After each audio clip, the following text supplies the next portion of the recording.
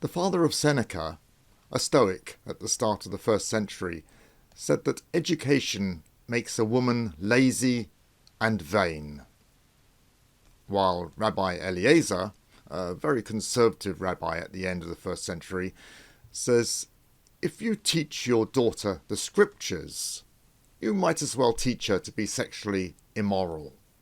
In other words, even seemingly good education will corrupt women. Today, we find this logic difficult to understand, though we do see the same thinking among the Taliban, who used to burn down girls' schools to defend morality as they saw it.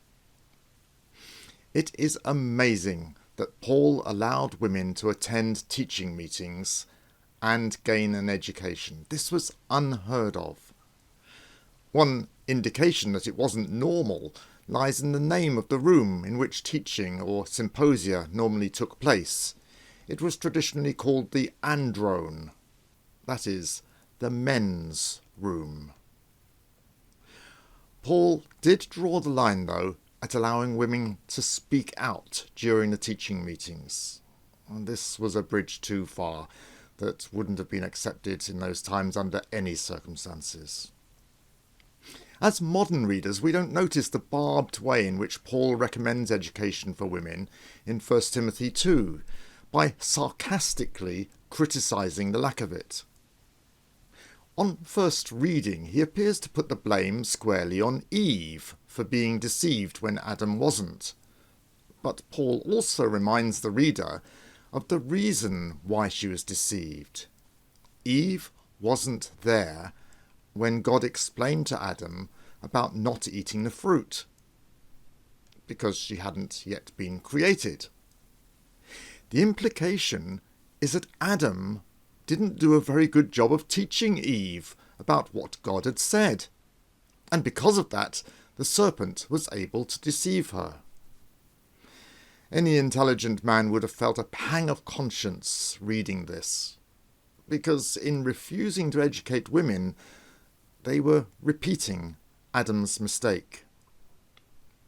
In plain language, Paul blames men for the fact that women were likely to have little understanding and were therefore more likely to commit sin through ignorance.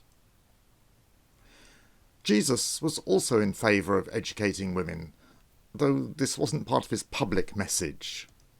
When Mary sat down with the disciples to listen to him, Martha lost her temper. But Jesus stands up for Mary. He's happy that she's chosen to learn and even calls it the better path. If Jesus had spoken only in synagogues, he wouldn't have been able to reach women very well. But instead, he preached outside, anywhere. In the Gentile area of the temple, for instance, where the women and money changers were allowed. And even on isolated hillsides.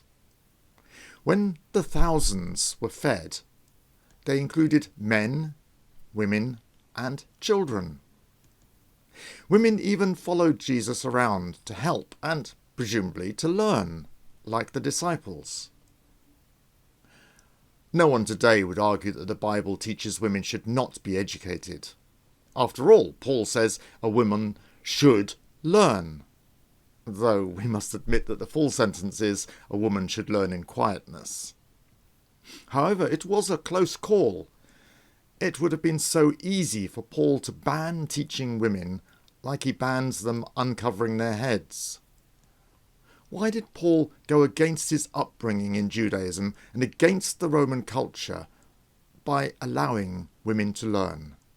There's nothing about it in the Old Testament to tell him that women should be educated. His most likely source is the gospel traditions that were circulating. If it hadn't been for the example shown by Jesus, the church might have refused to educate girls. God bless.